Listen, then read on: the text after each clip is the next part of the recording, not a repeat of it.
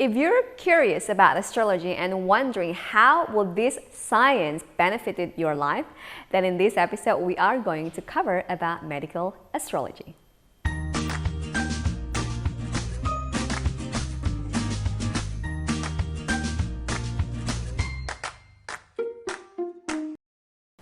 Hi, this is Zia and this is Kamana, and welcome to Holistic Nomads TV, where ancient wisdom and modern science can help you to have more clarity and energy in your life. Before we talk about medical astrology and see, the benefit of astrology for our health, I would like to know more about your story first. Like what brought you to astrology, or how astrology entered your life? Yeah, I'll first sort of introduce a little bit about my tendencies. I consider myself the ultimate skeptic, not in the sense that I don't believe things, but in the sense that I just go, oh, maybe. It takes a time for me to go, yeah, I really have a belief in this thing. And even then I have a saying, I have my beliefs and I try not to believe in them too much. Because I think when we get fixed in our beliefs, we're not open to new information. And the way in which I go about this in life is, as a scientist, I test everything. I just have a look and go, oh, well, let's test it and see if that is the case. And when I was first exposed to Vedic astrology, studying Ayurveda in India, I really started to look at the system from this scientific perspective, and I really wanted to test it. And when we test astrology, a lot of people do it in mental and emotional type things, and I don't think they're the best tests. I think the best tests when it comes to astrology is having a look at medical astrology and money, because they're very fixed things that we can see as material things in someone's life. Either they are healthy or they have a condition in that part of the body, or they don't. Either they have lots of money or they don't. And repeatedly over my experience of practicing Vedic astrology, which has been about 5 years of clinical practice, and it's been about 8 to 9 years of learning and absorbing the information. In my time of practicing medical astrology, I've still never to this day seen someone where we have strong karma that would show a health imbalance and that they are free of health imbalances and easily living without any challenges. Or I've seen a chart where there is wealth, masses of wealth indicated, and they're poor, or vice versa, where there is poverty and low amounts of wealth indicated and they're rich. Again, these are just indicators for me and showing that there's some scientific basis behind this, and that the planetary bodies around us are much more than just big balls of rock. They're part of this divine creation that we're part of, and they're influencing life here on Earth in many ways beyond something that yet we can presently understand. And this is important for us to look at, because in science, if we don't understand the mechanism for something, we often doubt it and we go, oh, it's not necessarily true. Yet there was a long period where we didn't understand the mechanism for the tides, of how the water would rise and fall in the ocean, and we thought that somehow it's connected to the moon. But how could it be connected to the moon? The moon's up there and down here, and it wasn't until we really understood the law of gravity that we realized, oh, there's an invisible force that's going between the moon and all of these rocks, and that's influencing the water. And that's what I propose here, that there are invisible forces, somewhat like gravity, that are radiating energies, hertz frequencies, transmitting signals between these planetary bodies and us, and they're influencing and guiding our lives in specific ways. So that's what I've come to discover through a scientific process of analysis and a skeptical trial and error, looking at people's charts and lives. There's this funny quote of like, moon affects the tide. Yeah. The waves, the water, the ocean, and 70% of our body is water. So how could not moon affecting us? Us as well. Yeah, that's right. So let's go deeper on this topic about using astrology for our health and for medical purposes. So in the outline today, we have three main areas, which is karma, and then counseling purpose, and for understanding our disease. Is that correct? Yep. Okay, so let's go through the first step. Can you explain about karma and relation with astrology and health? So I think the first big benefit of using Vedic astrology for health is that it teaches us a oneness perspective to life. It teaches us to be part of this larger being is more than what we can perceive with our five senses, that there is so much more going on, and that our role is to work for the team and not to work for our selfish sense. And that's a huge benefit when we really understand that we are part of something much bigger, like a cell inside our body, part of something much bigger. Then we realize there's a whole lot out there that we don't understand. And we can start to go, oh, maybe this being knows more than me. Maybe this being is guiding and influencing my life with a greater degree of intelligence, just as the intelligence which guides our body and the functions has a greater degree of intelligence than the intelligence which guides one's cell. So we look at this overall guiding hand, this oneness perspective to life, and it starts us to open up to this magic of life and this unity that's there. So that's the first principle of karma, is realizing you're part of one being, and Vedic astrology teaches that. The second principle of karma is to accept the karma that is happening to you, to accept the challenges that go on within our lives. And this really takes a certain level of spiritual evolution and growth that we go through, to accept the hard things as necessary and part of our growth, to accept that those trying times, those testing periods are purposeful, and that they were put there to enable the soul to grow and to enable your specific part, your role within creation. Now I could take example of myself here. I have some strong karma in my chart related to Saturn, and Saturn is a Vata dominant planet. So we get a relationship between the doshas and the planets here, and this Vata is affecting my body in a very specific way. When Saturn affects the body in a specific way, it usually creates pain tendencies. So my body has a tendency to create pain, and specifically it's influencing pain around the hips and this lower region here. Now, because of that Saturn influence, I'll have this tendency to pain over my whole life. I need to accept that that's part of this body and part of my life.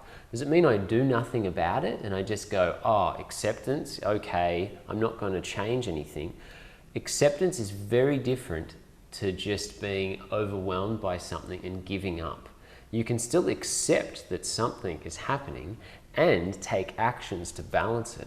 So I accept that my body has a tendency to pain, and I accept that if I do actions that do not support the body and the overall being of creation, that pain tendency is going to present. It's going to be one of my teachers that teaches me Saturn type lessons, commitment, perseverance, really focusing in on that one thing, repetitive actions. So I learn those Saturn qualities, those Saturn lessons, those Saturn positive attributes in my life through pain in my body. And every time pain comes up, I go, oh, what do I need to commit to? What do I need to persevere? What do I need to have more patience on? So it gives me first a level of acceptance there. And then it starts to narrow in on where in your life is the most important part to place your actions. And the literal translation of karma is action. So we're learning about karma still. We're learning about where to place our actions in life. And when we place our actions in the ideal area where the Great Spirit, this universal being, is guiding us towards, we facilitate a much quicker processing of our karma. So this can happen in many different ways, but it can also happen in relation to timing. So I'll talk a little bit of that at the third part of this section. And the timing factor enables us to go, what is the general period that I'm in, and what's the most important actions for this period? And I'm going to really summarize this and make it potent. I'm just going to look at Saturn here. And right now I'm in a period where karma with Saturn is more important. And this period started October 2015. And where Saturn was placed in the sky at that time is influential on where I need to place the most actions. So on October 2015, Saturn was in what astrology calls my first house. So it means that in that period, and that lasted from October 2015 right up until the end of this year, I will have to apply Saturn type lessons, perseverance, repetition, commitment, hard work towards first house type domain of life. my body, my personality, my evolution. Saturn karma also teaches us that sometimes things are hard and you might not get the results easily. Since 2015, I've had to apply a lot of commitment towards my health to keep it on track, more than I have in many other periods. My daily practice towards my health, my exercise, my repetition, I've had to focus in on that so much more. And to some degree, I've got low results in the early part of this period. I've had many times where my health has been knocked back and challenged. I've had the measles. I've had many things that are like, whoa, another experience to try and restore the body from. Yet, through my perseverance, through my hard work, through my application of Saturn lessons towards my body, I am now in a really good, healthy state. Saturn rewards those with patience and commitment, and he normally rewards it towards the end of the period. So by applying this knowledge, I'm able to go, oh, this is a long period, October 2015 to December 2018. Throughout that period, I'm going to need to be committed towards health practices to myself. And I may not get the results, deeper understanding, acceptance, in these earlier periods, and I may get the results more in the later periods. So it enables us to really look at this in the bigger perspective. This reminds me of the Serenity Prayer. The Serenity Prayer is a prayer that often teaches us about our relationship of acceptance and this God understanding. And it goes like this. God, grant me the serenity to accept the things I cannot change, the courage to change the things I can, and the wisdom to know the difference. And Vedic astrology helps us with that. It's like, what is the thing that you really do need to accept? I need to accept that pain will be part of my life, and it's a great teacher, and it's going to keep coming up at certain points. And I need to accept that I can do things about that, and I have the courage to make that change in my life, to bring that pain down and not be experiencing it on a daily basis. I hardly experience it all in my present day life. And the wisdom to know the difference. It teaches us which ones we can change and which ones we can't. So that concludes our first part of the benefit for medical astrology is karma and understanding karma. So in summary, is if I put all of that very heavy topic to more like easy to digest daily life conversation, I would see Vedic astrology as like a cheat sheet. It's like from this time to this time, this is the lesson, this time and this time, this is the lesson. So for example, during this time, and this is what make the biggest difference between Vedic astrology and Western astrology is this dasha or period system, is that it can understand that there's a certain period where we will be more prone to certain imbalance, certain disease, certain challenge, and another time that we are, can play a little bit more. So in certain time, I can eat more, more cheesecake. This is like in my dream, and a little bit more fine and not too prone with it. But there will be a time where I need to be even more, put more hard work. Exactly. Yeah. So before we go to this second and the third parts of this class, I'm curious about your perspective on freedom and karma, because like for us, for me, that comes from the Eastern philosophy perspective, is like there's this karma basically is such a big thing, and destiny, then destiny, there you go, and then freedom of action is not much, like we are lack of that, while the Western minded is like, you can like be anything you want, I've got the secret and I can manifest everything. What would be the balance between the two then in Vedic astrology perspective? Well, in Vedic astrology they do believe in both. They have an understanding that karma and destiny is part of our lives. And because karma and destiny is there to teach us oneness, there to teach us unity, there to teach us working for the overall team, that if we fully realize that, we realize the oneness of creation, and we start placing our actions in ways that show that realization of oneness, then we start to nullify some of the lessons and we're not experiencing such hard karma. So we're more able to malleable the karma that is there.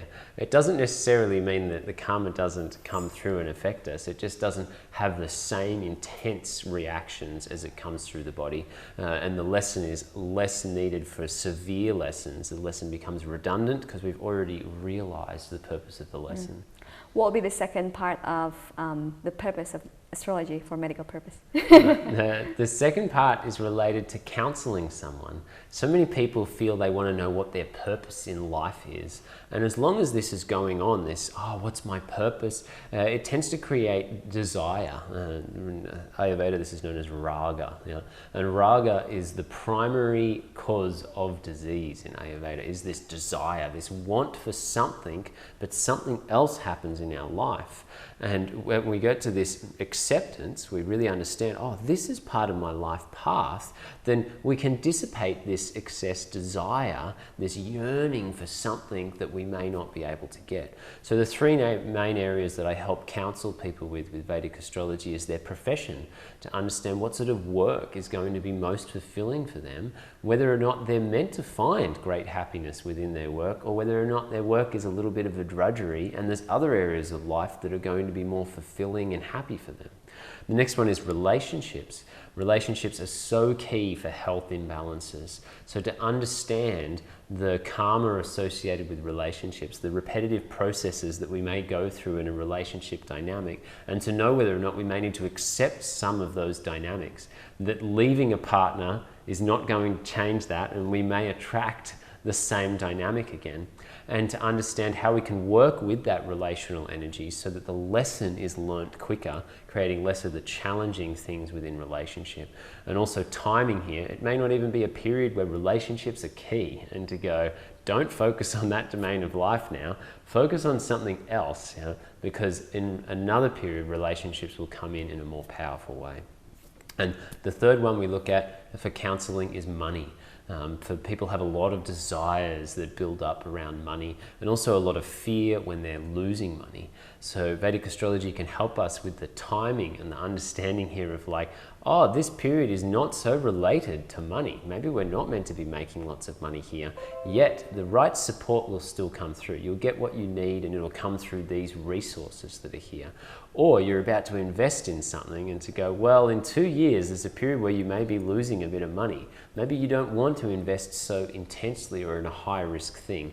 So this enables less of the raga desire to take place, because we don't end up going into really challenging situations through this counseling, understanding your purpose, and the three main areas of profession, relationships, and money that create a lot of mental stress for people. Yeah, I would like to add when it comes to relationship, because I think we already mentioned several times in our video about the importance of having a healthy relationship with others and how that will affect our health, which is why when we create a partnership with others, our employee, our co-workers, business partner, we will stalk their birth astrology and then see whether there's a good match on that, whether for characters, their family or whatever, and which period that they're in now. So whether basically collaborating, connecting with them can give a healthy relationship that then affecting our health, which then affecting the project itself. Yeah, can support them, can support us, can support the world, and we see how that can work to best potential. Yes. So what's the third part of this medical astrology? The third part is disease timing and understanding what phases of life will imbalances be more likely, and therefore how much energy and action we may need to apply towards health at those phases of life. And the first part of timing relates to the time of death. And here I never really tell someone you're going to die at this year or something. It's not important information to know. What I look at is the general intensity of where health afflictions within the chart are more likely to have a stronger effect. And Vedic astrology classifies this into 4 stages. Is someone likely to pass away between 0 and 9 years old, between 9 and 22, between 22 and 37, between 37 and 75 years old, or older than 75 years old? So if we understand these timing factors, then the therapist, if he's an Ayurvedic doctor or principled in those types of skills, then he may able to go, oh, in this period, we're going to need to apply more health things to strengthen the health. And we may also be able to look and go, well, it is likely that the health is going to deteriorate here, so don't mortgage the house and spend everything on it, and be a little bit accepting that death is part of the process and that we may need to move through that without spending everything on it and trying to save this dying body, which is meant to be recycled and move through to another transition. So understanding the stage of life can be important for many things. The next thing we look at is the karmic period. Now, this relates to what I was talking about at the beginning. So for me, I'm in a period which relates to Saturn. Whatever karma is associated with that planet in my chart, in my birth chart, will come up more during a Saturn period. I often make an analogy in readings. It's sort of like your birth chart is like the symphony. It has a song to it, there's a beginning and there's an end, and these karmic periods sort of relate to when one of the lead instruments is coming up to sing its role. So there's so many instruments in the symphony, but Saturn's coming up to play its role more importantly during that specific period.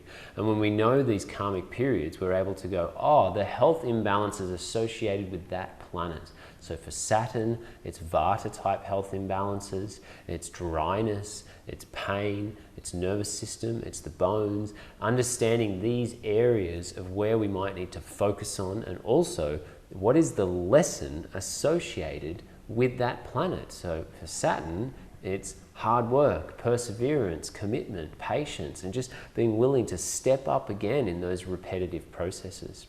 And then a more specific part of timing is the transit. So where are the planets in the sky at that time, and where we need to focus our action or get more specific. This was a big period, October 2015 to December 2018. Within that, we'll have smaller transits, specific points where we'll be more vulnerable. As an example, when I had the measles, Mars, a fiery infection-associated planet, was in my first house of the body with Saturn. So we had this fiery type influences that were both in the body with a Vata disturbing influence. That's part of my constitution, Vata and Pitta together, both increasing the likelihood of some form of imbalance in that period.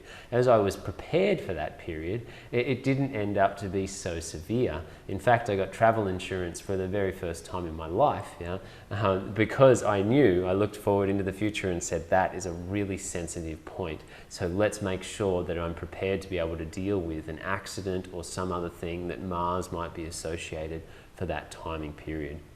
And to wrap it up with the last thing is the key lesson. Just like we've talked about multiple times here, knowing what is the lesson associated with that planet, so that we get less in the, oh, why me? What's going on? Oh, my body, it's failing, and start to go into the, wow, this creation is teaching me something. What's the deeper purpose behind this? And how can I work with the creation? How can I learn and evolve this being and contribute to creation in a more meaningful way? Which I think is the highlight of everything that I've been talking about here. Really contribute to creation. And a lot of the health imbalances don't come up in the same way. And Vedic Astrology teaches us a more specific, wise way to understand what's our role for creation and how we can contribute. Yeah, I would like to add a little bit more on that. First, in regards to your measles, which is so amazing. Like, you never bought, health insurance before, like travel insurance, and then we saw that transit coming in, and then we just bought it, which is only like $500 or something. And then at the end, because of this measles, we got charged $5,000. So we're gonna save money. So in this case, Vedic Astrology not only predicting how you prevent things, health imbalance to escalate to something bigger, but also saving us money, which is related to the previous one about counseling about money as well. And then another thing is also when it comes to transit and timing. Let's say my health imbalance, because I also gifted, I will call it gift, with many type of health imbalance when I was little, bronchitis, and then I also have scoliosis and many other things. With Vedic Astrology, the one that you read me, basically we can see the difference between diseases that comes during a certain time that yes, you will need to focus yourself there, but don't worry, after certain month or something it will pass anyway. But there are also certain imbalances that you need to keep doing the work for the rest of your life, basically, like my scoliosis. So it's so very handy to see the difference and actually just see the lesson on the different imbalances. Like if I don't have scoliosis, I might not even meet you in the first place and understand about myself, my body, and now helping others to understand about their health. So really the big summary of everything, like you mentioned, and I would just like to emphasize again, is like life is a constant learning experience. Like even things that doesn't seems like a gift, things that seems a painful lesson can be like one of the most important lessons for me. Like like people think like, oh, I'm gifted with like good food. Oh, good food is great from human eyes, but like it can be a challenge too if you don't have the strength to say no, to have a good habit. Then at some point, from spiritual health development perspective, it's actually a negativity in your life. So yeah, really see the difference between what's good for us and what's not, what's helping us to become part of this creation, the larger being. I think that's a big part of it. Yeah. Anything else you would like to add? Just to add that magazine astrology, what you see based on your sun sign, is totally different to what I'm talking about here. We're talking about intense mathematical calculations. For me to do a reading with someone, I do at least 3 hours research before each reading. It's very time consuming to practice Vedic astrology well, and that 3 hours research is the tip of the iceberg. If I really want to do a reading well into specific areas of life, I could do 3 hours research into 1 year period and still be uncovering more details continually.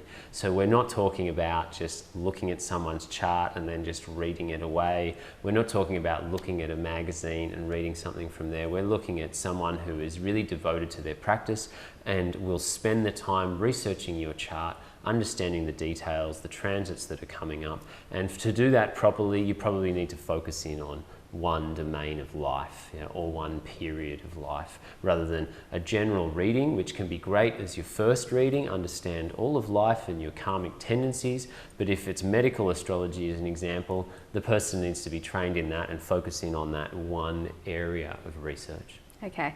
For those who are interested to have an astrology with Kimana, whether it's about your general life or about your health, on the caption below there is a link to be listed for Kimana's astrology reading waiting list. Now, theory without practice is wasteful because hearing leads to forgetting, teaching leads to remembering, and applying leads to mastering. That's why we will encourage you to leave a comment below and share one learning insight from this video. Also, if you like this video, make sure to like and subscribe so you will be the first to hear about our future educational videos. And for more resources on health and healing, check out our website holisticnomads.com. There you will find articles, quizzes on Ayurveda, loads of free downloads, and of course, our future events and courses. Thank you so much for watching. We hope it's been beneficial for you. Hope to see you next week. Bye! What am I curious about? What are you curious about, darling? I had that question before, but I forgot. Before we go into this, you're curious about, I don't know.